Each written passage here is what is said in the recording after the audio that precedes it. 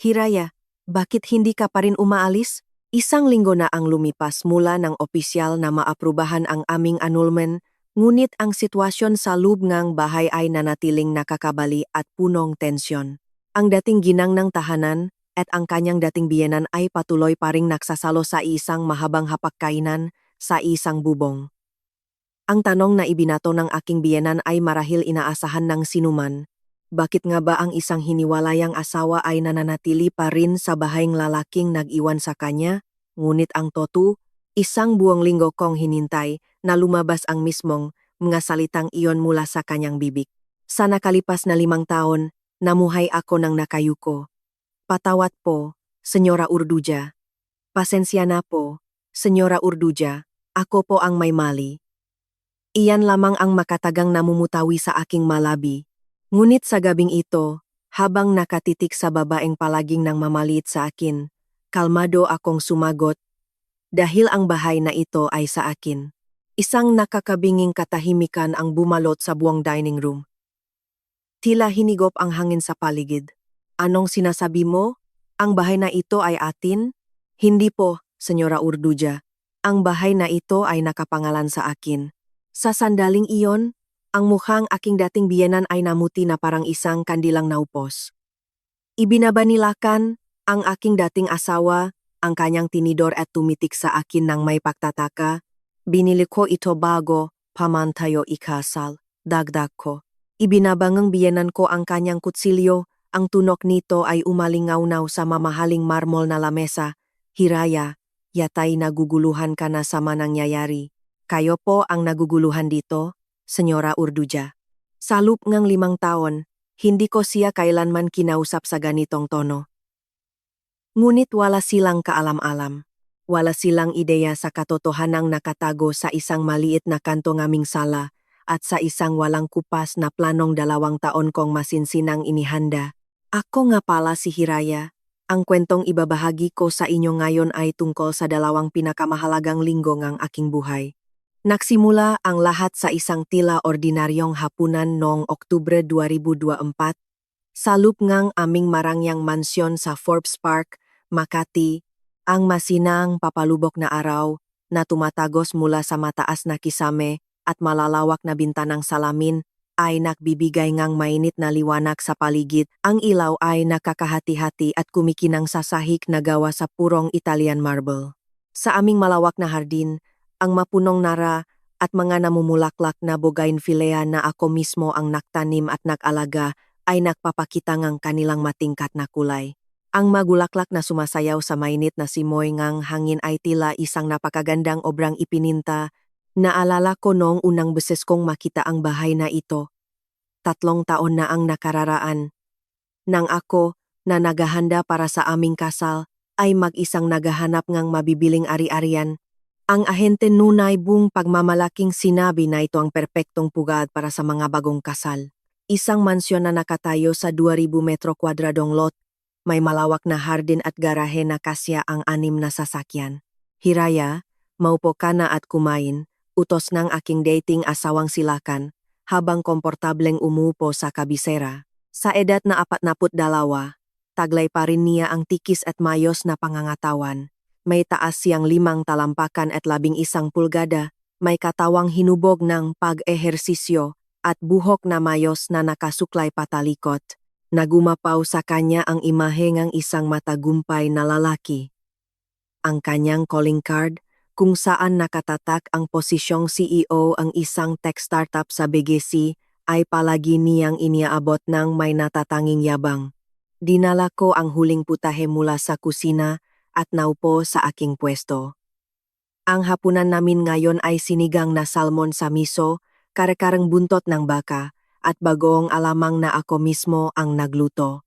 Ang aking biyenan, gaya nga kasanayan, ay nakaupo sa kabilang dulong mesa.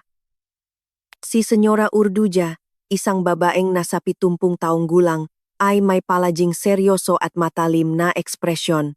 Ang kanyang mga ubaning buhok ay mahigpit na nakapusot, at suot niya ang isang formal na bag na alampay. Ang kanyang presensya ay humihingi ng panginginig at respeto, ngunit may isang napakalaking kabaliwan sa sitwasyong ito. Pagkatapos ngang lahat, Isang linggo na ang nakalipas mula nang maaprubahan ang aming annulment.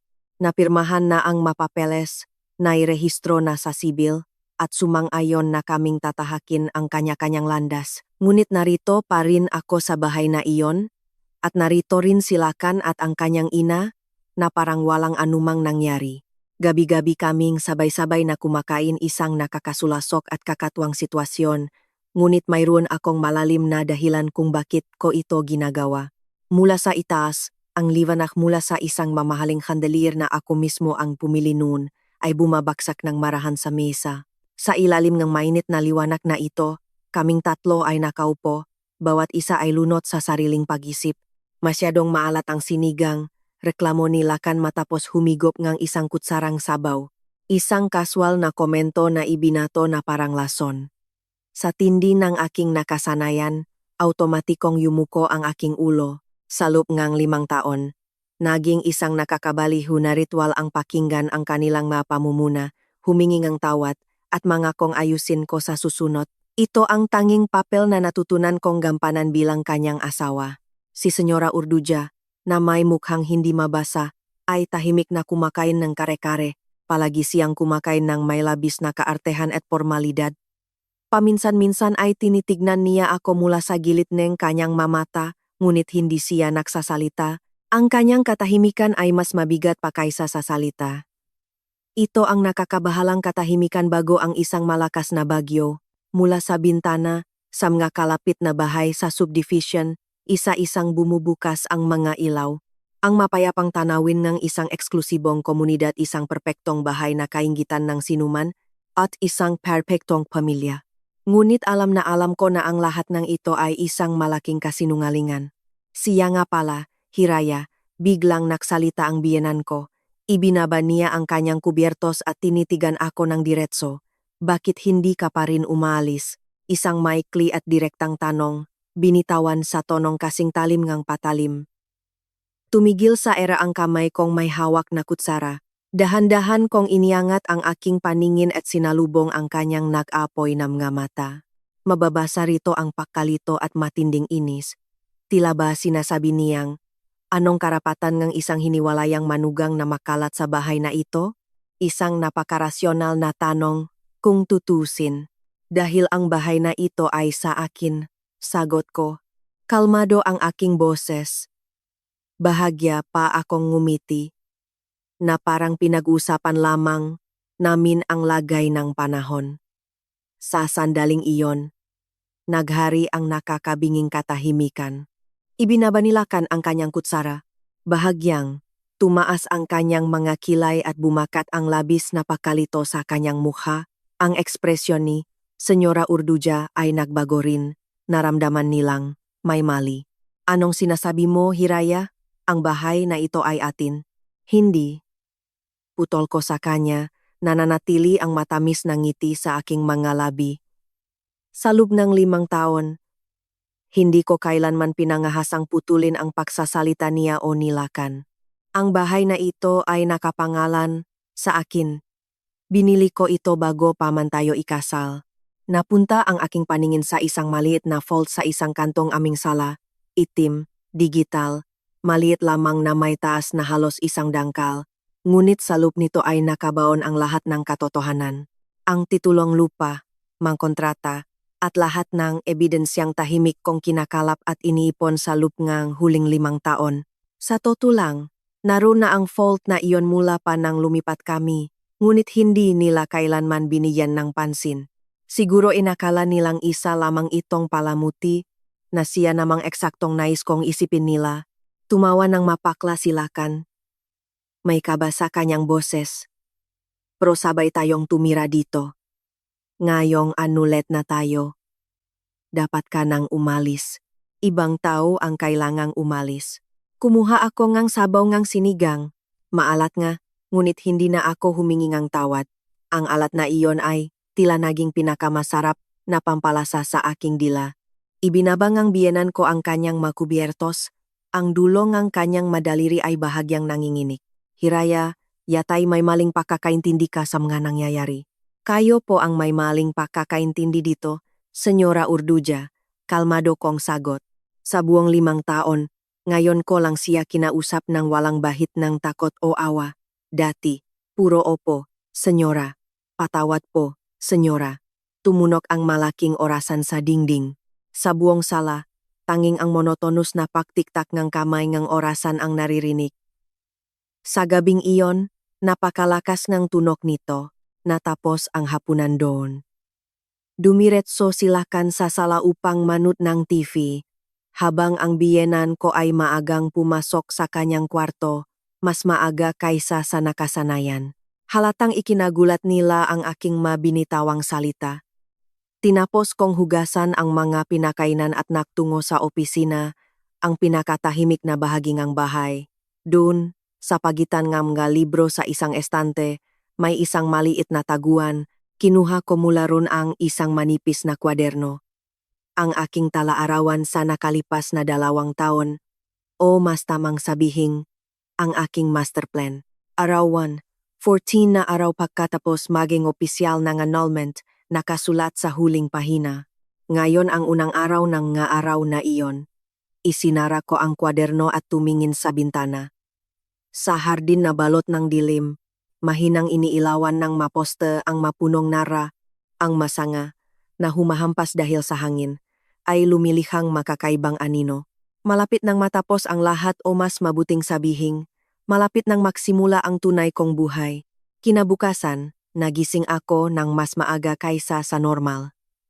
6:00 pa lamang ng umaga, naligo na ako at pumili sa aking kabinet ng isang formal na navy blue na blusa at isang gray na pencil skirt. Ngayon, makikipakita ako kay amihan, ang aking matalik na kaibigan at ang kaisa-isang taong nakakaalam ngang buong plano. Tinignan ko ang aking sarili sa salamin. Isang babaeng nasa 41 taong gulang, ngunit mukha pa rin akong bata. Salamat sa regular na pag-ehersisyo, napanatili ko ang aking figura. Tanging ang maliliit na kulubot sa paligid na aking mamata ang nagtataksil at nagpapakitang hirap ngang huling 5 taon. Saan ka pupunta? Tanong ni Lakan nang makita niya akong nagsusuot ng takong sa may pintuan. Mukhang maaga rin siyang nagising. Makikipagkita sa isang kaibigan. Anong oras ka babalik? Gabi na siguro. Kinuha ko ang aking Hermes bag at binuksan ang pinto. Sinalubong ng malamig na hangin ng umaga ang aking mukha. Ang sariwang hangin sa loob ng subdivision ay nagbigay sa akin ng sigla. Nang lumingon ako, nakita kong nakatiti sa akin silakan ng may komplikadong ekspresyon, tila hindi pa rin maproseso ang mga sinabi ko kagabi. Sige, aalis na ako. Nagpaalam ako gamit ang aking normal na boses, ngunit sa kaibuturan ng aking puso, alam ko. Ito na ang huling ordinaryong umaga ko sa impyernong ito. Nang lumabas ako ngang istasyon ng MRT sa Ayala, nilamon ako ngang maingay at abalang kumpol ngang ngataw. 11:00 ngang umaga, araw ngang trabaho, at ang magakalye ngang Makati ay umaapaw sa tao. Mga office workers, estudyante, at mga negosyante na nagmamadali. Bago makipagkita kay amihan, naisipan kong dumaan sa isang mall. May pumasok sa isip ko, kagabi, nakita kong may bagong mamahaling polo silakan. At naisip ko kung hindi kaya siya nag-shopping nang hindi ko alam. Pagpasok ko sa Greenbelt 5, bumungat sa akin ang mundo ngang karangyaan at nakasilaw ng mga ilaw. Nagpapataasan ng karangyaan ang mabutiks ng Chanel, Hermes at Gucci. Kadalasan ay nilalakpasan ko lang ang mga ito. Ngunit ngayon, tila dinadala akong sarili kong mga paa patungo sa loob. Pag-akyat ko sa eskalator papuntang second floor, nakita ko ang isang pamilyar na likuran. Taas na, 511, malalapat na balikat. Tuwit na tindik silakan.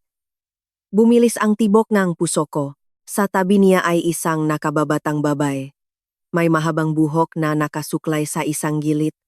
Nakasuot ng mataas na takong. Napakagara maglakad. At mukhang nasa edad 30 lamang, may taas siyang 5'5" at napakaganda ngang hubog ngang katawan. Mabilis akong naktago sa likod nga isang malaking poste. Halos lumabas ang puso ko sa sobrang kaba, ngunit ang aking isipan ay nanatiling malamig, kalkulado at malinaw. tumigil sila sa tapat, estante, NG Tiffany ko. Babe, anong tingin mo rito? Tanong ni Lakan sa babay, habang itinuturo ang isang kwintas sa lupngang salamin. Ang ganda-ganda? Pero baka masyadong mahal?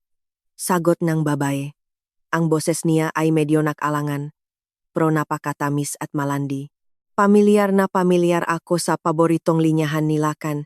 Ano naman ang pakialam natin sa presyo? Para sa asawa ko yan? Nakangiting sabi ni Lakan. Saka tinawag ang sales lady upang ilabas ang alahas. Asawa. Ang kapal nga mukha. Inilabas ko ang aking cellphone at nagsimulang mag-record ng video. Nanginginig ang mga kamay ko. Pero malinaw na nahagip ng kamera ang kanilang mga muka. Ang pirasong ito po ay nakakahalaga ngang elegante 5 milyon, malambing na sabi ang sales lady habang inilalagay ang kwintas salik ng babay. Isang eleganteng white gold na may maliliit na brilyante. Bagay na bagay po sa inyo, ma'am. Kukunin ko yan. Maangas na sagot ni Lakan sabay labas ng kanyang credit card. Kilala ko ang credit card na iyon. Ang limitasyon nun ay 33 milyon. Ngunit nakakapaktaka. Alam kong matinding problema sa pera ang kinakaharap ngang kumpanya niya ngayon. Pagka-approve ngang bayad, ipinulupot ngang babae si Zarina, ang kanyang kabit ang kanyang mabraso salik ni Lakan at hinalikan ito sa mismong gitna ngang mall, sa harap ngang lahat ng tao. Idiniin nga aking daliri ang stop button. Sapat na ito. Tahimik akong umatras palayo. Nanginginig ang aking mabinti, pero sa loob ngang aking kaluluwa, nakakagulat na mayroong matinding kapayapaan at kagaanan. Sa wakas, hawak ko na ang hindi matitinak na ebidensya. Bumaba ako sa elevator papunta sa isang mamahaling cafe sa ground floor. Dumating ako 10 minuto ng mas maaga, pero naroon na si Amihan. Uy, Hiraya! Long time no see. Masayang bati ni Amihan. Sa edad na 30, mas bata siya sa akin ngang 1 taon, pero matalik kaming makaibigan mula pa noong kolehiyo. May taas siyang 5'3", may maikling buhok, at palaging nakasuot ng plansadong power suit. Isa siyang sikat at mabagsik na abogada na humahawak ng mga annulment at family law cases sa isang kilalang law firm sa Makati. Pasensya na, nalate ako. Wala yun, kakarating ko lang din. Naupo ako sa harap niya at inilabas ang cellphone ko mula sa aking bag. Tignan mo to. Iniabot ko sa kanya ang telepono na nagpe-play ng video na katatapos ko lang i-record. Sumeryoso ang mukha ni Amihan. Pinasadahan niya ng matalim na tingin ang video at unti-unting tumango. Perpektong ebidensya. Oras, lugar, mukha, malinaw ang lahat. Sapat na ito para sa huling atake. Kahit anuled na kayo, para sa muling paghahati ng mga ari-arian at pagsasampa ng kasong damages for psychological violence under RA 9262, magiging napakalakas na sandata nito, sabi ni Amihan abang umihigop engay pa. Ang boses niya, gayang dati, ay kalmado at punong-puno ang lohika. Pero Hiraya, saan kumuha sila kan ngang ganyang kalaking pera? Akala ko ba lugmok na ang startup niya? Eksakto. Ang katanungang iyon ay kanina pa rin bumabagabag sa akin. Tingin ko, bumaksak siya sa mga loan sharks. Loan sharks? Mga sindikato? Tumaas ang makilay ni Amihan. Nitong mga nakaraang araw, panay ang tanggap niyang tawag mula sa mga unregistered numbers. At noong isang araw, may mga lalaking nakabarong na nagpunta sa opisina niya na mukhang mga goons. Kung ganon, baon siya sa utang. Mukhang ganon na. Natahimik kami sandali. Sa loop ngang cafe, tumutuktok ang isang malambing na jazz music. Sa mga kabilang lamesa, nag-usap ng matamis ang mamakasintahan. Hiraya, ngayon na mag-uumpisa ang totoong laban. Seryosong sabi ni Amihan. Oh, wala na akong dahilan para magtiis. Kinuha ko ang isang brown envelope mula sa aking bag at iniabot sa kanya. Itago mo ito sa vault ng law firm niyo. Ano to? Isang kopyang titulong bahay. Madokumentong nagpapatunay ng mga ari-arian kong nabili bago pa man kami ikasal. At ang buong financial records ng nakalipas na 5 taon. Kinuha ni amihan ang envelope at tumango. Makakaasa ka. Ilalagay ko ito sa pinakaligtas na lugar. At isa pa, ihanda mo na ngayong araw ang notice of eviction. Para kanino? Sa biyenan mo? Para sa biyenan ko at kailakan. Silang dalawa. Bahagyang nanlaki ang mamata ni amihan. Silang dalawa? Oh, bigyan mo sila ng 48 oras para lumayas.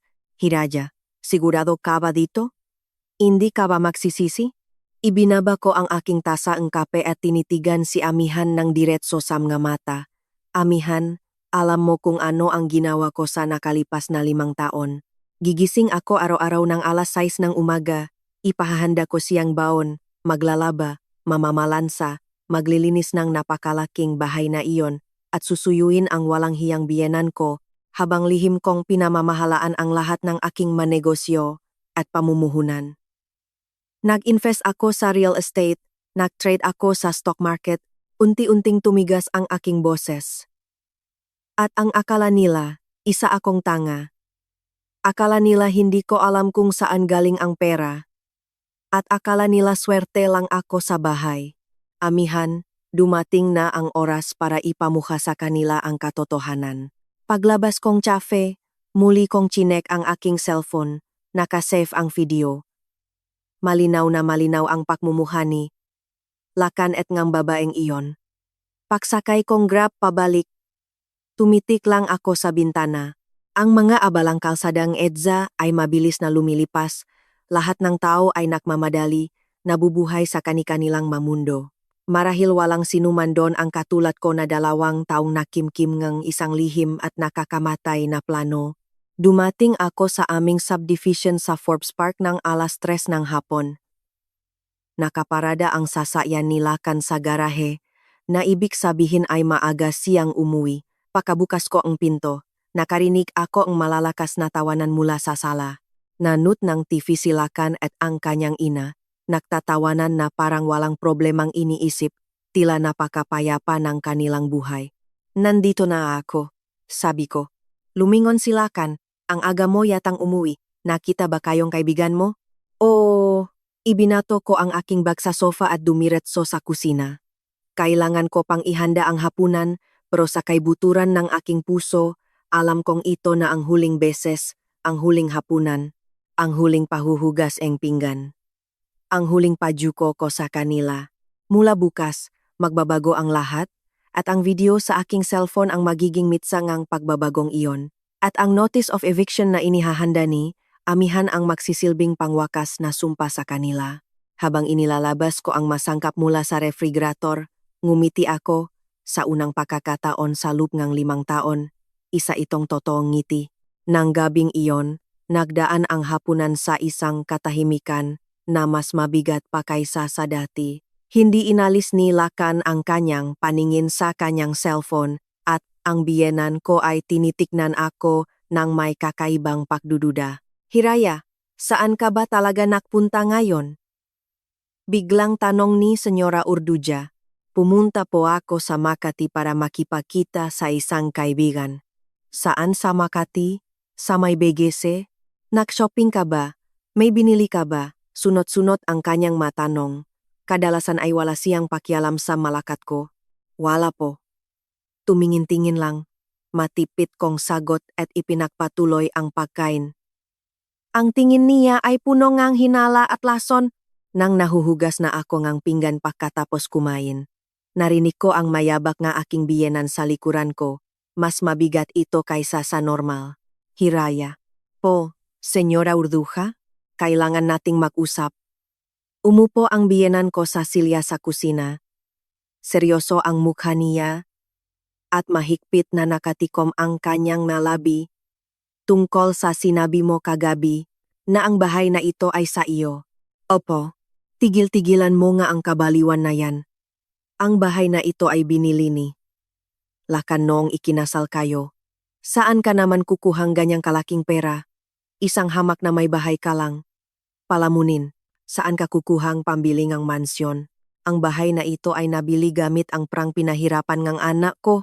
Tumigil ako sa pahuhugas at lumingon sa kanya, may hindi matinag na kumpiyansa sa kanyang mamata. Wala siyang kaalam-alam kung paano ko binuhay ang huling 5 taon ko. Senyora Urduja, ang bahay na ito ay talagang nakapangalan sa akin. Kung ganun, patunayan mo. Nasaan ang napapeles ng bahay? Dalhin mo rito. Tumayo ang biyenan ko at mabilis na naglakad patungo sa sala. Nag-alangan akong 1 segundo pero naisip kong wala ng dahilan para magtago pa. Sa halip, ito na ang perpektong oras para ilatag ang lahat. Nagtungo ako sa opisina at binuksan ang vault. Pinindot ko ang password at bumukas ang pinto nito na sinabayan ngang isang mahinang elektronikong tunog. Sa loob, maayos na nakasalansan ang lahat ng dokumento. Kinuha ko ang titulong bahay at naglakad pabalik sa sala. Nakaupo si Senyora Urduja sa sofa, nakahalukip-kip ang mangga braso. Pinatay din nilakan ang TV at nakatingin sa aming direksyon. Ito po, kalmado kong sabi, habang inilalapag ang dokumento sa ibabaw ng glass center table. Kinuha ito ang aking biyenan, isinuot ang kanyang salamin, at sinimulang basahin ng maigi. Noong una, hindi mabasa ang kanyang mukha, ngunit unti-unti itong nagbago. Nanginig ang kanyang makalamnan. Ano ito? Ang titulong lupa at bahay. Pangalan ng may-ari. Hiraya. Hiraya Macharaeg, petsa ng pakabili. Agosto 2021. 3 buwan bago ang inyong kasal. Nagsimulang manginig ang mga kamay ni Senyora Urduja, tumayo rin silakan at sinilip ang dokumento. Hiraya, totoo ba ito? Bakas ang matinding pakagulat sa boses ni Lakan. Malamang totoo. Bumalik ako sa opisina at kumuha pa ngang iba pang papeles. Kontrata sa pagpapaayos ngang bahay. Mga resibo ngang biniling mamahaling appliances, mga katibayan ng pagbabayat ngang Association Dues at Amilyar. Tiknan niyo rin po ang mga ito. Ikinakalat ko ang mga dokumento sa ibabaw nga mesa. Sa lahat ng kontrata, sa ilalim ngang pangalan ngang nagbayat. Malinaw na nakasulat ang pangalan ko Hiraya Macharaeg at lahat ng bayat ay nanggaling sa personal kong bank account. Pilit na binabasang biyenan ko ang mapapeles. Ang kanyang mukha ay tila naging bato. Renovation. Appliances. Appliances. Applian 3 million. Landscaping. 11 million. 500,000. Sa lahat ng resibo, naroon ang isang panggalan. Senyora Urduja, saluk nang nakalipas na 5 taon. Lahat ng gastusin sa bahay na ito kuryente, tubig, Association Dues, Amilyar, at pagpapanatili ay binayaran ko mula sa sarili kong bulsa. At silakan, anong ginagawa niya? Nangatal ang boses ng matanda. Abala po siya sa pagpapatakbo raong kanyang kumpanya, kaya inako ko ang lahat ng gastusin sa bahay. Napabaksak silakan sa sofa. Ang kanyang mukha ay kasing puting papel. Hiraya, ikaw pala. Ikaw ang bumiling bahay? Oh, gamit ang manang iniwan sa aking ama bago tayo ikasal. Mana, masungit ngunit basak na tanong ngang biyenan. Opo, ang naiwan niya para sa akin bago siya pumanaw. Sa totoo lang, isang bahagi lang iyon ngang katotohanan. Ang buong istorya ay mas masalimuot pa rito. Kung ganon, lahat ng alam namin sa nakalipas na 5 taon. Nalinlang kami. Biglang napatalon ang biyenan ko mula sa sofa. Hindi ito maari. 5 taon akong tumira sa bahay na ito at bigla ko nalang malalaman na pagmamay-ari ito ng iba. Halos sumigaw siya, basak ang boses. Hindi po ito naging pagmamay-ari ng iba.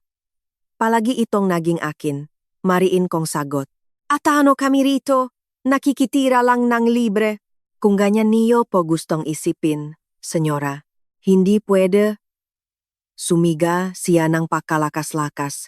Ngayon ko lang siyang nakitang ganito kawalang kontrol. Hiraya, kahit gaano karaming papel pa ang ipakita mo, walang magbabago. Ang bahay na ito ay binili ne anak ko para sa kasal niyo. Sa mata ang batas at sa mga dokumentong ito, akin ito. Hindi lahat nadadaan sa dokumento. 5 taon kaming tumira rito. 5 taon. Noong una, muntik na akong mabalisa sa tindingang kanyang galit. Pero napaktanto ko, mahirap nga namang tanggapin na ang lahat ng pinaniniwalaan mong kasinungalingan ay gumuho sa isang iglap. Senyora Urduja, kumalma po kayo. Kumalma. Paano ako kakalma? Hinawakan ni Lakan ang braso ngang kanyang ina. Ma, umupo ka muna. Parang awa mo na. Paano nangyari to, Lakan? Ang walang hiyang manugang na ito ang may-ari ng bahay? Muli akong naglakad patungo sa opisina at kinuha ang huling dokumento, ang kontratangang pamamahalangang pondo. Tignan niyo rin po ito. Pakalapak kong dokumento sa mesa, muling nagbago ang hitsurang aking biyenan. Isang trust fund contract? Opo, hindi lang ang bahay na ito. Marami pa akong ibang ari-arian na pinamamahalaan sa ilalim ng isang wealth management fund. Ibang ari-arian, nanginginig ang boses ni Lakan. 2 commercial building sa BGC at isang luxury penthouse sa Makati. Isang nakakapanindig balahibong katahimikan ang bumalot sa buong sala. Tanging ang pagtiktak ngang orasan ang pumupuno sa espasyo. Kung ganon, ang ibig sabihin nito, opo, at simula bukas, hindi na tayo maaring manirahan sa isang bahay. Nanlaki ng husto ang mga matangang biyenan ko. Anong sinasabi mo? Makakatanggap po kayong ng notice of eviction. Hinihiling ko pong lisanin ninyo ang bahay na ito sa loob ng 48 oras. Ano? Nanginginih na ng buong katawan ang biyenan ko. Hiraya, nakbibiro ka ba? Kinakabahang tanong ni Lakan. Hindi totoo. Kinuha ko ang aking cellphone at ipinakita sa kanila ang text ni Amihan. Handa na ang notice. Ay de-deliver ko bukas ng umaga. Tinitigan ng biyenan ko ang screen ng cellphone at biglang nagsimulang tumawa. Ngunit isa itong nakakakilabot, baliw na tawa. Magaling, napakagaling. Hiraya, hindi ko inaasahang magagawa mo ito. Isang ahas. Inihagis niya ang nga dokumento sa mesa, pero huwag kang magpakampante. Hindi ito matatapos ng ganito lang. Anong ibig niyong sabihin? Bahay mo ito, sabi mo? Pwes, maganda, ipakakalat ko ito sa buong pamilya. Naging kasing lamig ng yelo ang kanyang mamata. Ipakakalat ko kung anong klaseng halimaw na manugang ka, kung paano mo tratuhin ang biyenan mo. Sasabihin ko sa lahat ng kapitbahay sa subdivision, ipapamalita ko sa mga katrabaho ni Lakan. Kinuha niya ang kanyang cellphone. Tatawagan ko ngayon din ang lahat ng mga kaibigan ko at ipakakalat kong pinapalayas ng walang pusong manugang ang kanyang biyenan sa kalsada. Tahimik lang akong nanut. Inaasahan ko na ang ganitong reaksyon mula sa isang desperadang matanda. Gawin niyo kung anong gusto niyo. Kalmado kong sagot. Halatang nabigla siya sa naging sagot ko. Hindi niya inaasahang hindi ako matitinag o matatakot sa banta niyang chismis. Magsisisi ka, sigaw niya. Wala po akong dapat pagsisihan. Sinimulan kong pulutin ang mga nakalat na dokumento. Bukas ng umaga, matatanggap niyo ang notice. Isang opisyal na dokumento na pabor sa batas. Hindi na nakapagsalita pa ang matanda. Silakan ay naiwang nakatulala, hindi magawang ibuka ang bibig. Dala ang madokumento, naglakat ako pabalik sa opisina. Mula sa aking likuran, narinig ko ang mahinang bulong ni Senyora Urduja, hindi ito nangyayari, nananaginip lang ako. Ngunit hindi na ako lumingon. Nailatak na ang lahat ng baraha. Habang ibinabalik ko ang mga papeles sa loob ng vault, alam kong kinabukasan ay magsisimula ang isang madugong giyera, ngunit handa na ako. 2 taong paghahanda ang malapit ng mamunga. Nang gabing iyon, halos hindi ako makatulog sa sobrang adrenalin. Nakatulog ako halos madaling araw na, lampas 3:00. Ngunit pagsapit ng 6:00, kusa akong nakmulat ng mata na parang may alarm clock sa utak ko. Pagtingin ko sa cellphone, bumulaga sa akin ang higit sa 30 mensahe sa WhatsApp at Viber. Karamihan ay mula sa mga kamag-anak ni Lakan. Hiraya, totoo ba ang mga sinasabi ni Tita Urduja? Pinapalayas mo raw siya. Hiraya, anong ginagawa mo? Pag-isipan mo namang mabutian, matanda na yung tao. Walang hiya ka. Bakit mo ginagawa yan sa pamilya natin? Binasa ko ang mensahe at kumirot ang aking puso. Mukhang buong madaling araw na naktalababat ang biyenan ko upang manira ang reputasyon. Ngunit ang pinakamalaking pasabog ay nasa Viber Group ng aming subdivision, ang grupong tinatawag na Forbes Park Donas. Kagabi, bandang 11:30 PM, nag-iwan ng mahabang mensahe ang biyenan ko ron. Ang aking manugang ay bigla na lang inangkin ang bahay namin at pinapalayas ako. Ako, na biyenan niya. 5 taon kaming naksama sa isang bubong, tapos ngayong anulat na sila, heto ang gagawin niya. Ang makabataan talaga ngayon, walang galang sa nakatatanda. Wala siyang puso. Sa ibaba na mensaheng iyon, sunod-sunod ang mahakomento ng hatsismosa kong kapitbahay. Diyos ko, anong klaseng manugang yan? Wala na talagang respeto ang mga kabataan ngayon. Palayasin ang biyenan. Ang kapal nga mukha. Dapat iban yan sa village natin. Nanginginig ang mga daliri ko. 5 taon akong bumabati ng may ngiti sa mga kapitbahay na ito, nagbibigay ng mamahaling regalo tuwing Pasko at fiesta, tapos ngayon, huhusgahan nila ako nang hindi man lang kinukuha ang panik ko. Sa lungang banyo, habang nahihilamos ako, tinitigan ko ang sarili ko sa salamin, mukha akong kawawa. Ang mga mata ko ay pukto at mas lumalim ang mga linya sa paligid nito dahil sa walang tulog. Mula sa ground floor, narinig ko ang matining na boses ng biyenan ko. May kausap na naman siya sa telepono. Isipin mo yun, Mare. 5 taon namin siyang pinakain at binuhay. Tapos ngayon umaasta siyang parang siya ang may-aring lahat. Ang boses niya ay mas malakas at sinasadyang iparinig sa akin. Wala namang kwenta. Hindi nga ako mabigyan ng apo. Isang linta, isang bao na palamunin. Nakatayo ako sa may hagdan. Nakikinig sa bawat lumalabas sa marumi niyang bibig. Nanikip ang dibdib ko. Ang pagiging baok at kawalan ng kakayahang magkaanak ang pinakamalalim kong sugat. Ang bahay na ito, anak ko talaga ang bumili. Ipinangalan lang sa kanya para daw iwas sa malaking buwis. Alam mo na. Pero ginamit niya para agawin sa amin. Puro kasinungalingan. Pero halatang gustong-gusto niyang maniwala sa sarili niyang gawa-gawang kwento.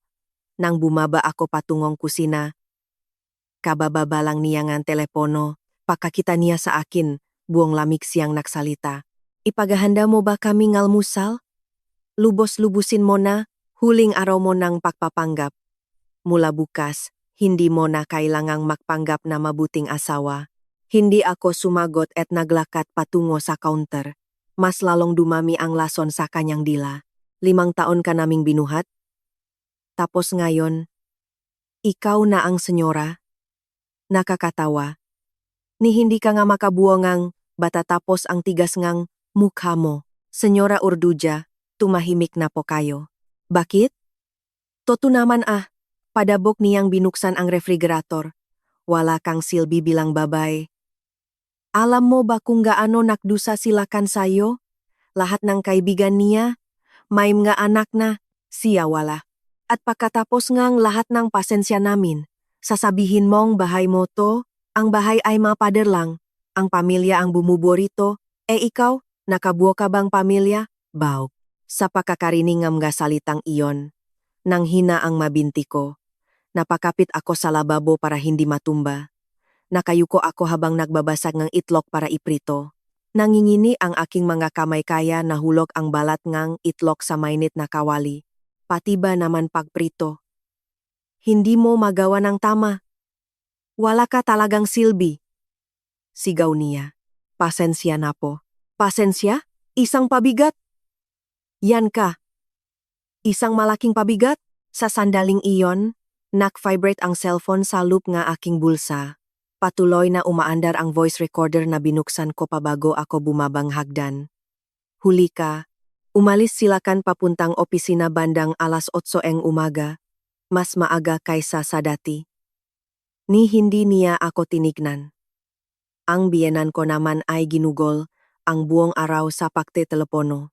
Tila tinawagan niya hindi lang ang buong pamilya at kapitbahay, kundi pati na rin ang mga katrabaho ni Lakan. Bigla na lang nagbago ang ugali ng manugang ko. Dahil anulid na, papalalayasin na ako. Ganun talaga kasama ang ugali ng babaeng yun. Bandang alas 10 ng umaga, tumawag si Amihan. Hiraya. Malapit na ako para i-serve ang notice, pero May mga nakukumpulang tao sa labas ng gate niyo. Nakukumpulang tao? Kapitbahay yata. Tingin ko naktawak ng backup ang biyenan mo. Sumilip ako sa bintana. At totunga, may halos 10 kababayhan sa labas ngang aming gate. Lahat ay may matatalim na tingin at nagbubulungan. Donas ngang Forbes Park. Pumasok ka lang, amihan. Kope. Tumunok ang doorbell. Ang biyenan ko ang nakkusa na makbukas na pinto. Magandang umaga po, Senyora Urduja. Abogado. Kumuha pa talaga siyang abogado? Ang boses ang matanda ay pinahalong gulat at galit. Dala ko po ang Notice of Extrajudicial Eviction. Notice of Eviction. Lumakas ang bulungan sa labas ng gate. Bumaba ako sa sala upang salubungin si amihan. Nakasuot siyang isang perpektong itim na business suit at may bitbit na itim na briefcase. Mas mukha siyang mabaksik kaysa sa normal.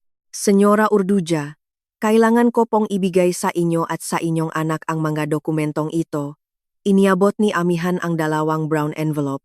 Ito ba ang gagamitin ngang walang kwentang babaeng yan para palayasin kami? Galit na bulyaw ngang matanda. Ito po ay isang legal na kautusan ng pagpapaalis batay sa mga probisyon ng batas, senyora. Legal na kautusan? Anong legal doon? Ang legal na nagmamay-ari ng bahay at lupang ito ay ang aking kliyenteng si Ms. Hiraya Macharaeg. Dahil opisyal nang napawalang bisa ang kanilang kasal ni Ginoong Lakan, tapos na rin po ang karapatan ninyong manirahan dito. Dahil diyan, binibigyan namin kayo ng 48 oras para lisanin ang property. Pinunit ni Senyora Urduja ang envelope na mula ng husto ang kanyang mukha, halos maging kulay ube. Gusto niyong ganiyang laro? Gusto niyong idaan sa batas? Sa sandaling iyon, may sumigaw mula sa labas ng gate. Hiraya, lumabas ka rito. Kausapin mo kami. Saan ka nakakita ngang asawang papalalayasin ang sarili niyang biyenan? Lalong gumingay ang boses, ngunit nanatili akong kaumado. Handa ako para hito. Amihan, ay play mo nga ito. Sabi ko sabay abot ng isang malit na flash drive. Anong nasa loop? Pakinggan mo. Inilabas ni amihan ang kanyang laptop. Isinaksak ang flash drive at ikinabit sa aming Bluetooth speaker sa sala. Umalingaw-ngaw nang napakalakas ang boses ngang aking biyenan. Hindi nga ako mabigyan ng apo. Isang linta, isang bauk na palamunin. 5 taon ka naming binuhat. Wala kang silbi bilang babae. Pasensya, isang pabigat. Yan ka, isang malaking pabigat. Namuti ng tuluyan ang mukha ni Senyora Urduja. Nanginig ang kanyang malabi. Kailan mo ni-record yan? Kagabi hanggang kaninang umaga, malamig kong sagot. Biglang tumahimik ang bulungan sa labas. Dinih na dinih ng lahat ng mga tsismosa ang bawat salitang binitawan ng matanda. Binuhat ni amihan ang kanyang laptop at naglakad patungo sa pinto. Hinarap niya ang mga kapitbahay. Magandang umaga po. Ako po ang legal na kinatawan ni Hiraya Macharaeg. Kalmado ngunit puno nga autoridad ang boses ni amihan. Abogada, anong nangyayari dito? Tanong isa sa maginang. Nais ko lamang pong linawin ang katotohanan ng kasong ito. Ang aking kliyente, si Ms. Hiraya, ang nag-iisang lehitimong nakmamay-ari ng bahay na ito. Ito po ay binili niya mula sa sarili niyang bulsa bago pa man ang kasal. Mukhang nakatanggap po kayo ng maling impormasyon. At tulad ng narinig niyo sa audio recording, ang dating biyenan ng aking kliyente ay patuloy siyang minumura, hinihiya, at binabawasan ang kanyang dignidad bilang isang tao. Unti-unting nakbago ang mga mukhang nga kapitbahay. Grabe naman makapagsalita tungkol sa pagiging baok. Kaya pala ganun. Hindi natin alam ang buong kwento. Kay Hiraya pala talaga ang bahay? Sinungaling pala si Urduja. Sa mismong harapan ko, bumaliktad ang pampublikong opinyon. Ipinagpatuloy ni amihan ang kanyang pahayag. Inalagaan ni Hiraya ang kanyang dating biyenan ng buong puso sa loob ng 5 taon. Ngunit pagkatapos ng annulment, naging hindi na matagalan ang verbal abuse, kaya napilitan na siyang gumawa ng legal na hakbang. Nakatayo lang ang biyenan ko sa may pintuan, hindi makapagsalita. Ang audio recording ang nakpabagsak sa kanyang kasinungalingan. Hinihingi namin ang agarang paglisan nila sa loob ng 48 oras. Pagtatapos ni amihan sabay pasok muli sa bahay. Isa-isang, nag-alisan ang makatao sa labas. Nakatitik lang si Senyora Urduja sa kanila habang papalayo sila, punong hiya. Sa unang pakakataon matapos ang mahabang panahon, nakaramdam ako ang matinding ginhawa. Lumabas na rin sa wakas ang katotohanan. Bandang alauna ngang hapon, dumating si Lakan, 2 oras na mas maaga sa kanyang uwi. Ang kanyang mukha ay parang binaksakan ng langit at lupa. Hiraya, ang boses niya ay hindi katulad ng dati, mabigat, malalim, puno ngang kaba. Hawak niya ang lukot na notice of eviction at naupo siya sa sofa. Talaga bang itutuloy mo to? Oh, maikli at matalim kong sagot. Wala na akong dapat ipaliwanag pa. 5 taon, Hiraya. 5 taon tayong nagsama, sabi niya sabay hagis ng papel sa mesa. At alam mo ba kung paano ako nabuhay sa 5 taong iyon? Ganti ko. Natahimik si Lakan. Ang kanyang ina ay hindi lumalabas ng kwarto simula pa kaninang umaga, halatang napakalaking dago nang nyari kanina para sa kanyang pride. Kadalasan ay naririnig kong nakabukas ang TV sa kwarto niya, pero ngayon, tahimik na tahimik. Paano ang mangyayari sa kumpanya? Biglang tanong ni Lakan. Sa kumpanya? Sa startup ko. Pwede mong kunin ang bahay. Naiintindihan ko. Pero huwag mong idamay ang kumpanya ko. May bahit ng desperasyon sa kanyang boses. Napaisip akong 1 segundo. Oras na ba para ibaksak ang huling bomba sa kanya? Lakan, tungkol sa kumpanya. Kailangan nating mag-usap. Tungkol saan? Ang Totu, ang kumpanyang iyon. Huminto ako sandali. Tinitigan ang kanyang mamata, ay subsidiary ng aking investment fund. Nawala ang lahat ng kulay sa mukha ni Lakan. Nakanganga siyang nakatitik sa akin. Hindi makapaniwala. Naalala ko pa noong 3 taon na ang nakararaan nang nakpaplano pa lang siyang magtayo ang negosyo. Hiraya, napakahirap mahanap ng investors. Daing niya nun, umuwing pagod at palaging nagbubuntong hininga. Tutulungan kita, sabi ko sa kanya nun. Pero tinawanan lang niya ako. Saan ka naman kukuhang pera? Isa ka lang may bahay. Pero noon pa man, may plano na ako. Itinatak ko ang Banaag Heritage Fund upang formal na pamahalaan ang yaman ng aking pamilya at isinama ko ang tech startup ni Lakan bilang isa sa mga hawak nitong kumpanya. May nahanap na akong investor para sayo, binalita ko sa kanya makalipas ang ilang linggo. Halos magtatalon siya sa tuwa. Seryoso? Sino? Anong kumpanya? Banaag Heritage Fund. Nag-invest sila sa mga startups. Ang Totu, pondo ko iyon. Pero hindi kailanman nalaman ni Lakan hanggang sa huli. Ang kontrata ay pinirmahan sa pamamagitan ng aking legal representative. Ang akala niya, siya ang nakmamay-ari at makapangyarihang CEO, ngunit ang Totu, isa lamang siyang hamak na empleyadong pinapasahot ng aking pondo. Kung ganun, ano ako dun? Nanginginig ang boses ni Lakan. Pilit binabalikan ang katotohanan. Isang empleyado, isang dummy. Empleyado, oh, binabayaran kang pondo kong ekamanbilan ribu-riburi kada buwan para maging mukhangang kumpanya. Biglang napatayo si Lakan mula sa sofa. Sahod yun. Sahod ko yun dahil naglalaro akong CEO. Nababali ka na ba? Nawawala na ba ang sarili mong pag-iisip? Napasabunot siya sa kanyang buhok, 3 taon. 3 taon kung gakala ako ang nagtatag lahat. Formal, oo. Pero ang tunay na kapangyarihan ay palaging nasa kamay ng Banaag Heritage Fund. Kumuha akong isa, pang folder mula sa opisina at ibinaksak ito sa mesa. Resolution of the Board of Directors. Mula bukas, hindi mo na kailangang pumasok. Ano? Pinakpasyahan ng Board of Directors na tanggalin ka na sa posisyon mo. Kinuha ni Lakan ang mga dokumento. Matinding nanginginig ang kanyang mga kamay. Hindi ito Totu. Panaginip lang to. Salamat sa 3 taong serbisyo, Lakan, malami kong sabi. Napaluhod si Lakan sa sahig. Naiwan siyang nakadapa, Hindi man lang may bangon ang sariling ulo. Hiraya, saan ba ako nakamali? Hindi mo alam? Talaga? Tumawa ako ng paga. Hindi ko alam kung para kanino, yung binili mong kwintas kahapon sa Greenbelt 5. Tumigas ang buong katawan ni Lakan. Alam mo, isang kwintas na nakakahalagang 51,500,000. Lakan, parang inutang mo yun mula sa Maloan Sharks. Lalong yumuko si Lakan. Umiiyak na. Patawat. Ang utang mo ay 50 milyon kung hindi ako nakakamali. Paano mo nalaman? Kinontak ako nga pinakautangan mo. Sabi nila, ako raw bilang asawa mo ang guarantor mo. Ang toto, hindi ako pumirma bilang guarantor, pero iyon ang ipinagpipilitan nila. Binayaran ko na rin ang utang na yun. Binayaran mo, yung 50 milyon. Tumingala siya, namumula ang mga mata na may halong pag-asa. Bakit? Bakit mo ginawa yun? Dahil kahit anulat na tayo, ayaw kong sirain tayong nga sindikato. Pero, naging yelo ang boses ko.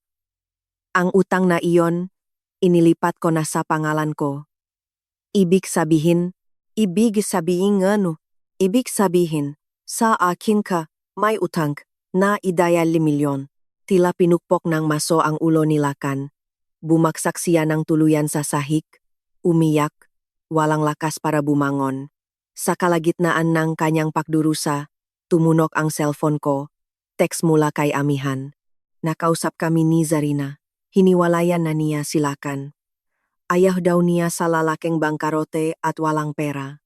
Tinignan ko ang mensahe at mahinang napabuntong hininga, tulad ng inaasahan.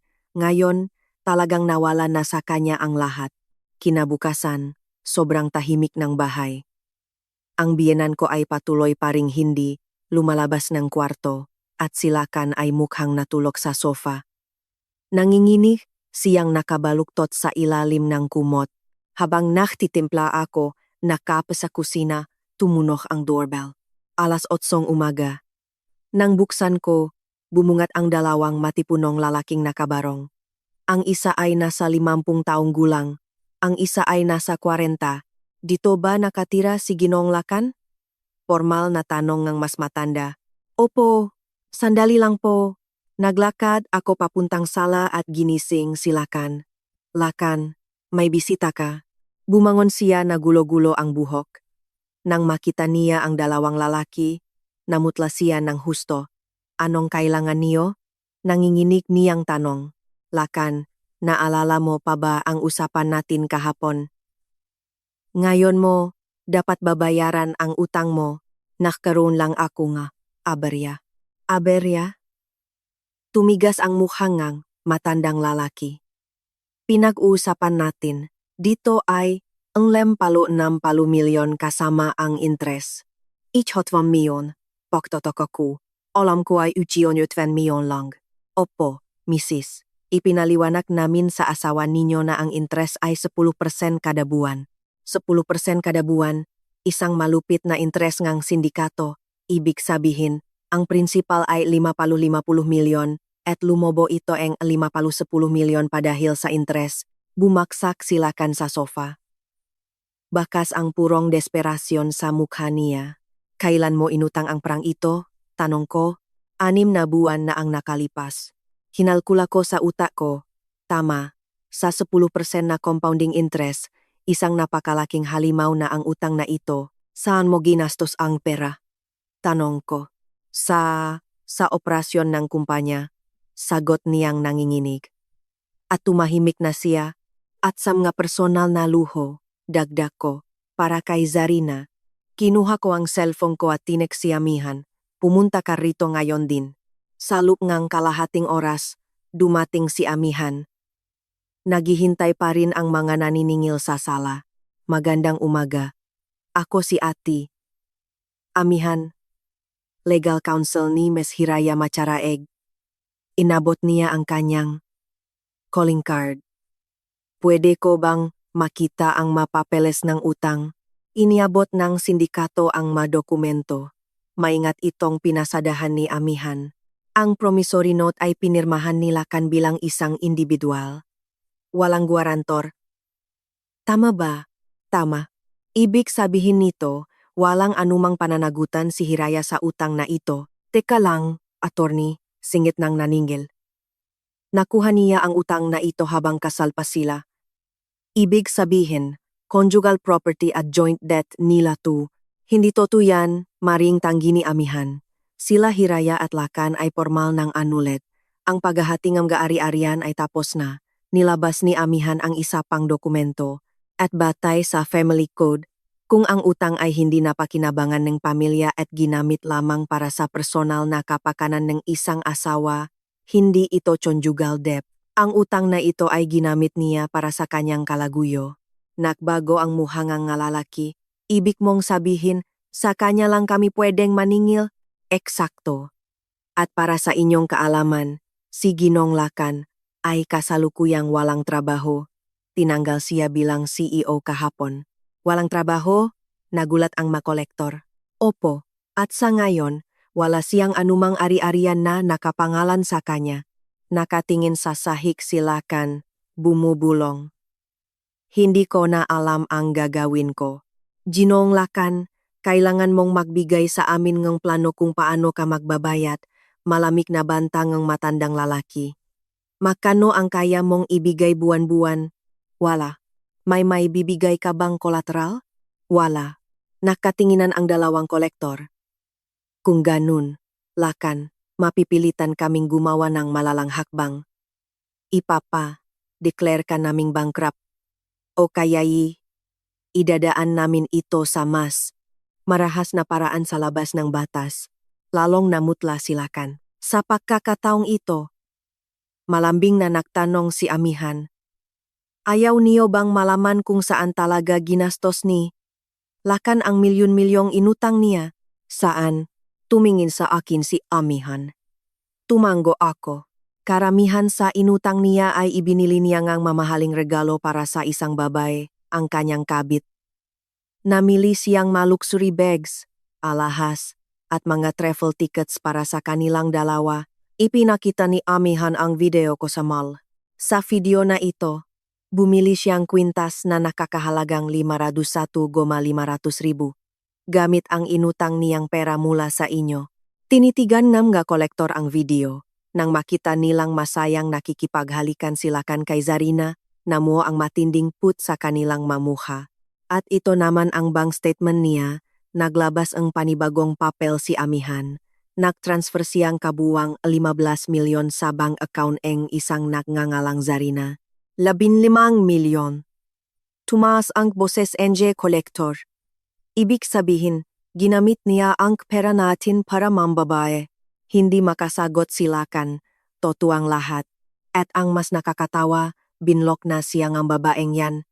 Nag-text siya na ayaw niya sa lalaking pulubi, dagdag ni amihan sabay pakitang screenshot. Sumabok sa galit ang isa sa mga kolektor at kinuliuhan si Lakan. Hayop ka, prangang boss namin ang ginamit mo para magpakasarap sa ibang babae.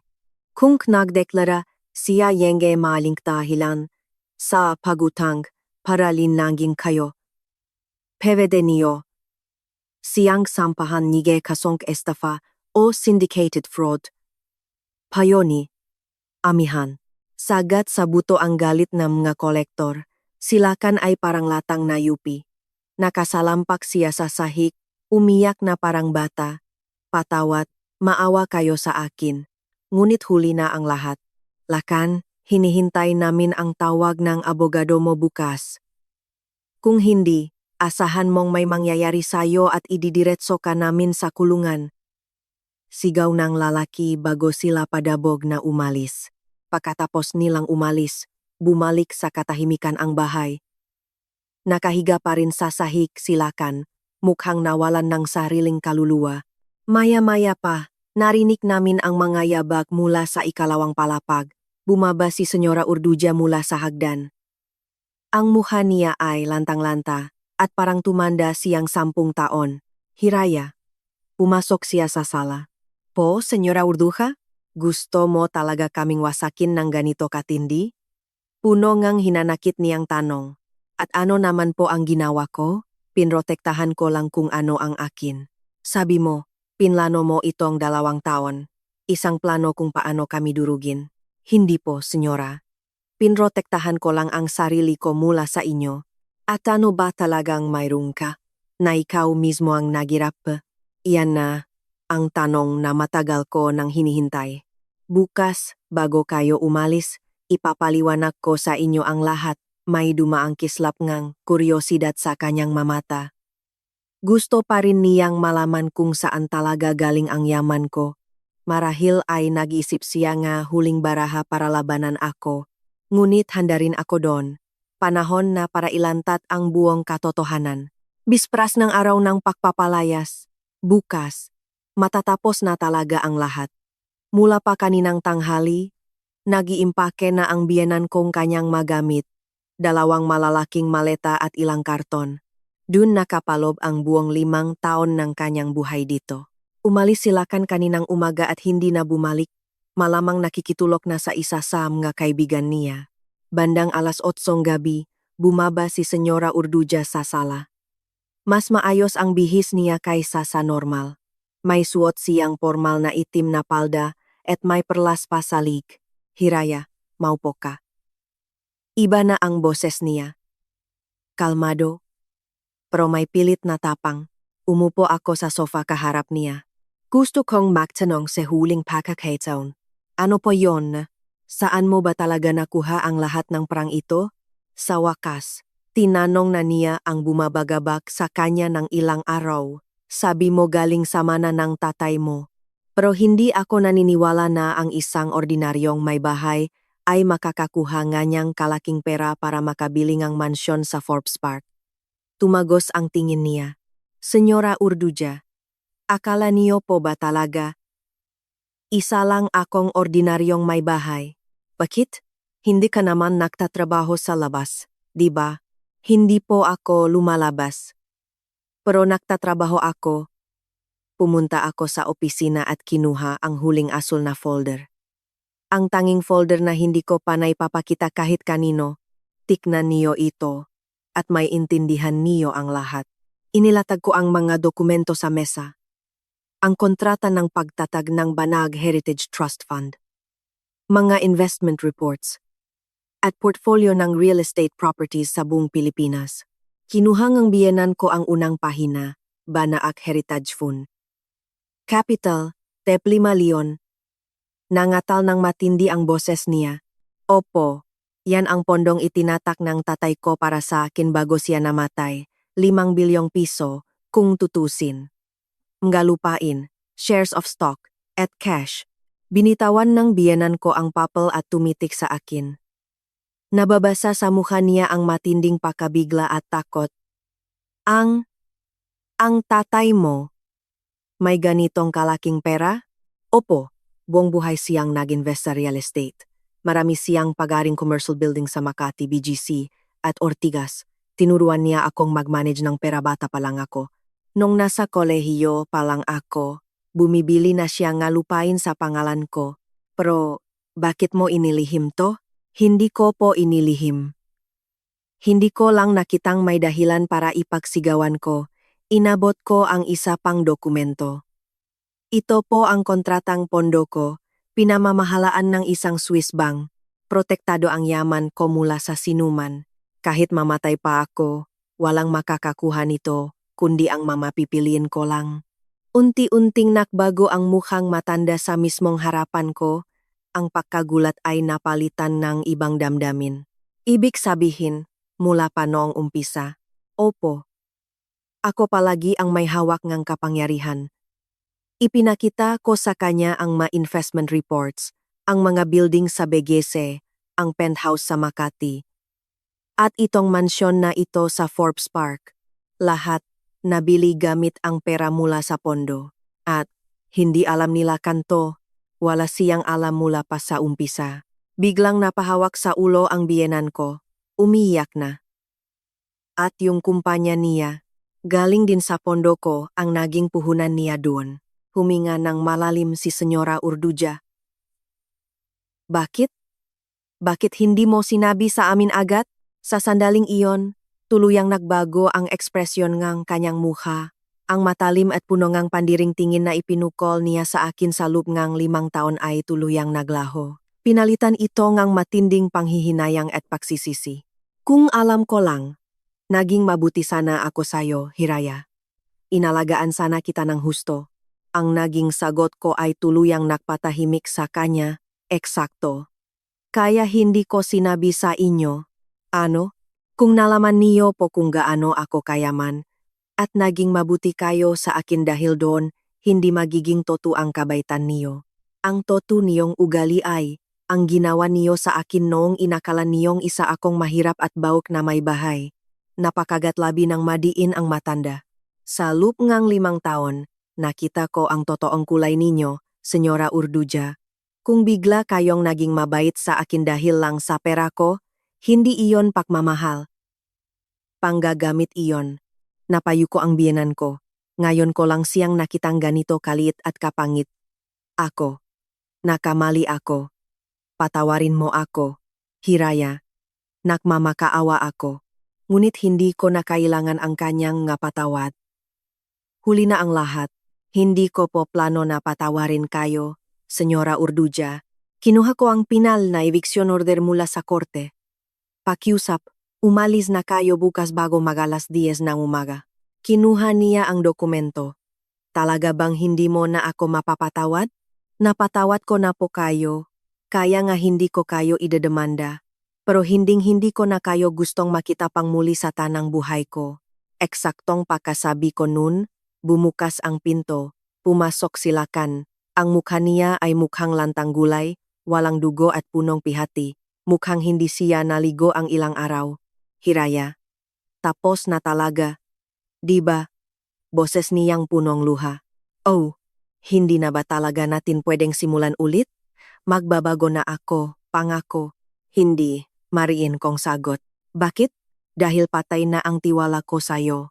Akmang luluhod si Lakan ngunit pinigilan ko siya. Huwag mong gawin yan. Nandidiri akong tignan ka sa ganyang sitwasyon. Nagsisisi ako, Hiraya, Totu, magsisi ka sa piling ni Zarina. Namutla siya ng husto. Wala na kami. Iniwan na niya ako. Alam ko. Ipinakita ko ang text ni Amihan. Hindi siya nakikipag-ugnayan sa lalaking walang pera. Bumaksak sa sahig si Lakan. Ito ang hitsura ngang isang lalaking opisyal na nawalan ngang lahat ng bagay. Anong gagawin ko ngayon? Paano ako mabubuhay? Iyak niya. Problema mo na yun. Tumayo ako at tumayo rin ang biyenan ko. Hiraya, sabi ni Senyora Urduja. Isang huling pakiusap. Ano po? Salamat sa nakalipas na 5 taon. Totoo ito. Ngunit kahit ang kanyang pasasalamat ay wala ng kwenta para sa akin, walang anuman, marami rin akong natutunan. Ano ang natutunan mo? Natutunan ko kung paano basahin ang tunay na ugali at halaga ngang isang tao. Kinabukasan, eksaktong alas 9 ngang umaga, dumating ang isang moving truck. Isa-isang inilabas ang manggagamit ni Lakan at Senyora Urduja mula sa mansyon. Tahimik akong nanonot mula sa bintana ngang master bedroom sa ikalawang palapag. Sa unang pagkakataon matapos ang mahabang panahon, nakaramdam akong purong kapayapaan sa aking dibdib. Pagsapit ng alas 10, lumapit ang biyenan ko para magpaalam. Paalam na, Hiraya. Pagpalain ka sana ng Diyos. Paalam po, Senyora Urduja. Nang makalabas siya sa gate, naramdaman kong tuluyan ko nang nakuha ang aking kalayaan. Si Lakan ay panay ang lingon sa aking bintana. Naghihintay na kawayan ko siya o bawiin ang desisyon ko, pero nanatili akong tuwid at walang emosyon. Nang umalis ang truck, naiwan ang bahay sa isang napakalalim at nakakabinging katahimikan. Sa unang pagkakataon, ang napakalaking mansyong ito ay akin lamang. Bumaba ako sa sala at nagtimplang ngang mainit na kape. Sa labas, sumisikat ng matindi ang araw, nagbibigay ngang bagong pag-asa. Tumunok ang cellphone ko, si Amihan. Hiraya, tapos na? Oo, kapaalis lang nila. Anong pakiramdam mo? Napaisip ako saglit. Gumaan ang buong mundo ko, Amihan. Deserve mo yan, ang dami mong tinis. Congratulations, salamat. Kung wala ka, baka hindi ko kinaya ang legalities nito. Wala yun, mahanda ka na, dahil ngayon mag-umpisa ang bagong buhay mo. Bagong buhay. Totoo yun. Ngayon pa lang mag-umpisa ang totukong buhay. Isang buwan ang lumipas. Pinaayos ko ang buong bahay. Pinalitan ko lahat ng gamit sa sala. Ginawa kong isang pribadong opisina ang dating kwarto ngang biyenan ko at ang kwarto nila kan ay ginawa kong personal na gym. Ngunit ang pinakamalaking pagbabago ay nasa mismong main entrance ng bahay. Naglagay ako ng isang magandang acrylic signage. Banag Heritage Fund, Office of the President. Sa wakas, ipinapakita ko na ang totoong ako sa mundo. Espesyal ang araw na ito. Napag-usapan namin ni Amihan na makaroon ng maliit na selebrasyon para sa aking panibagong simula. Bandang alas 6 gabi, dumating si Amihan dala ang isang botangang mamahaling wine at isang buket ngang bulaklak. Para sa totoong hiraya macharaeg, bati niya. Totoo yun. 5 taon akong nabuhay bilang asawa lang isang tao, manugang ang isang tao. Ngayon ko lang naranasang maging sarili ko. Inayos namin ang pagkain sa sala at binuksan ang wine. Para sa tagumpay natin, sabi ni Amihan. Pagkatapos ngang unang lagok, naging napakagaan ng atmosfera. Hiraya, wala ka ba talagang pinagsisisihan sa mga nangyari? Biglang tanong niya. Tungkol saan? 5 taon yun, kalahating dekada ngang buhay mo. Napaisip ako. Nagsisisi ba ako? Wala akong pinagsisisihan sa maginawa ko sa kanila. Ang tanging pinagsisisihan ko ay kung bakit hindi ko ito ginawa ng mas maaga. Ngumiti si Amihan, siguro may tamang oras ang lahat. Siguro, ngayon, talaga ang perfect timing para durugin sila ng lubusan. At tama siya.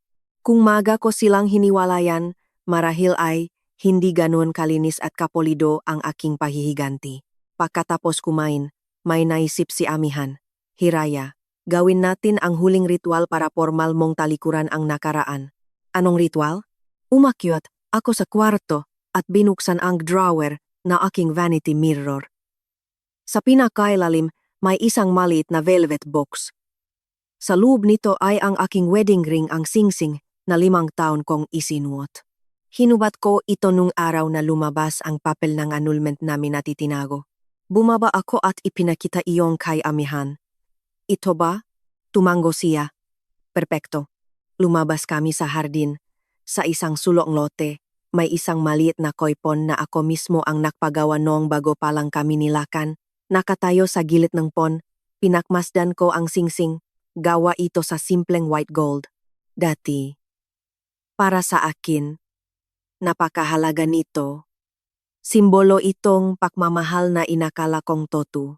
Ngayon, isa na lang itong walang kwentang piraso ngang bakal na nagpapaalala sa akin ng aking pagiging alipin. Kung may gusto kang sabihin, sabihin mo na, bulong ni Amihan sa tabi ko. Inilagay ko ang singsing sa aking palat at naknilay-nilay. 5 taon, hindi naging madali.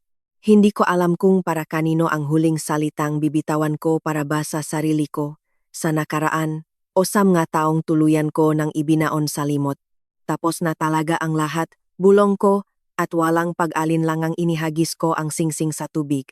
Sa isang mahinang tunok ng pagbagsak nito sa tubig, tuluyan na itong lumubog sa ilalim.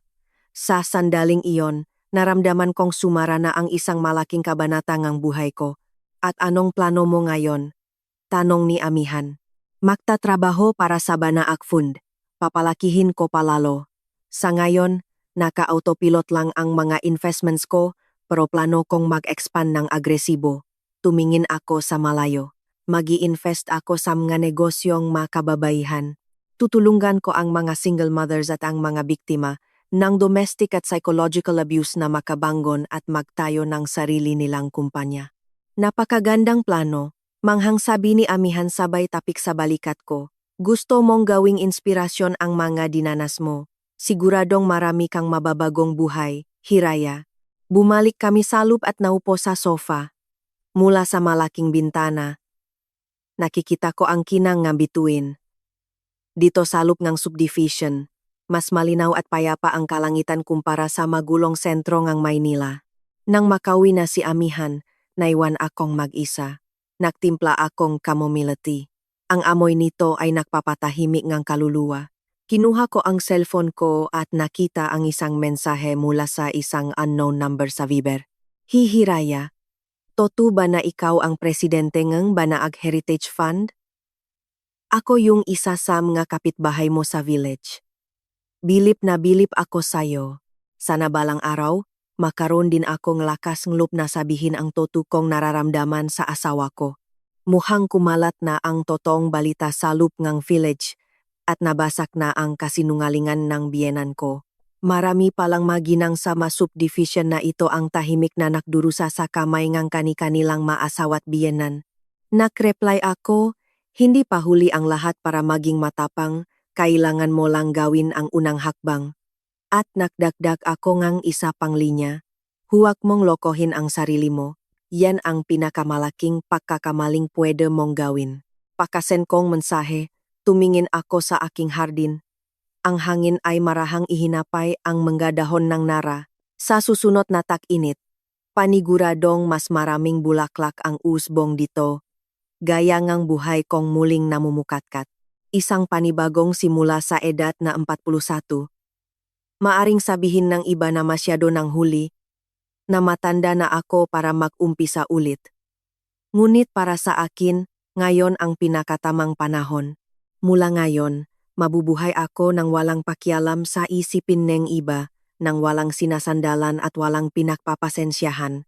Mabubuhay ako sa ilalim ng sarili kong pangalan Hiraya Macharayek, dala ang lahat ng kapangyarihan at oportunidad na kakabit nito. Ang hangin na umihip mula sa labas ay mainit-init, tila niyayakap at binabasbasan ang aking bagong simula. Inubos ko ang aking tsaa at tumayo. Bukas, isang abalang araw ang nahihintay sa akin.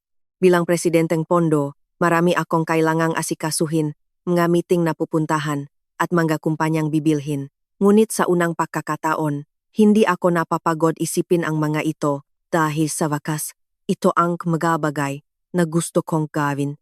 Pag-akyat ko sa hagdan, nilingon ko ang aking sala, ang espasyong ako mismo ang nagdisenyo, ang mamuebles na piniling ang sarili kong mga kamay, ang bahay na pinundar ko ng may kalayaan at kapangyarihan. Ang lahat ng ito ay opisyal at formal na akin. Kayo, anong naramdaman ninyo habang nakikinig sa kwento ni Hiraya? Minsan, nakasanayan nating isipin na ang bida sa kwentong buhay natin ay ibang tao, ang ating maasawa, ang ating maanak, o ang ating pamilya. Ngunit palaging tandaan, ang nag-isang tunay na bida sa sarili mong kwento ay ikaw mismo. Hindi ang edad, hindi ang nakaraan, at hindi ang mapaninirang ibang tao ang magiging hadlang kung pipiliin mong bumangon. Kung mayroon kang sapat na tapang na harapin ang totu, palaging may pakakataong magsimula muli. Itanim ninyo sa inyong isipan ang mga salita ni Hiraya. Ang lokohin ang sarili at tisin ang maling sitwasyon ang pinakamalaking pagkatalo ng isang tao. Kung ang kwentong ito ay nagbigay sa inyo ng inspirasyon o lakas ng loob, mag-iwan lamang ng komento at ibahagi ang inyong mapananaw. Muli, ito ang inyong tagapagsalaysay. Hanggang sa muling pagkikita.